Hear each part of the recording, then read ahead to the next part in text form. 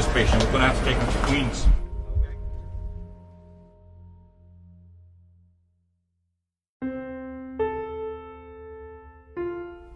On November 6, 2006, this board made a very difficult and painful decision, which we didn't have a whole lot of choice. We were insolvent, and so we decided to begin the proceedings of a closing through a Chapter 7 bankruptcy. One of the reasons I got involved on this board was because I've got 3 members of my family, my mother, my brother, and my son, who would have been in a serious situation had that hospital not been here. I think that probably just about every family in this community probably has a story like that to tell. Kahuku Hospital provides services on a 17-acre campus.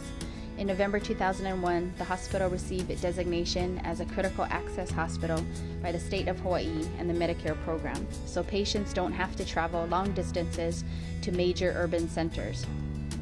Our emergency room has approximately 4,200 visits per year. We have a standalone laboratory, radiology, which includes ultrasound. We have an in-house pharmacy.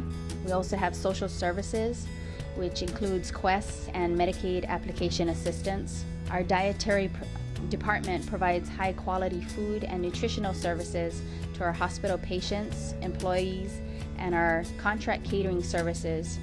We also have long-term care where we can provide services for people who have loved ones that need this long-term care. Well, I've stayed in lots of hospitals, and there's none more friendly and helpful than this place. Have a very well-rounded group of nurse RNs, paramedics, CNAs, and LPNs that work here. The majority of us are from the community, and we provide a valuable service to the people that live here. And that's one of the things I think that's really special about Kahuku too, is that our patients do get a lot of individualized care and attention, and they're made to feel like this is their home, and these are, their friends and family that are taking care of them. They're too good to me, really. Many things I can do for myself, they won't allow me to do because they're afraid I'll fall down or something else. The hardest part is that, we don't have any extra funding, to buy supplies and new equipment and stuff like that.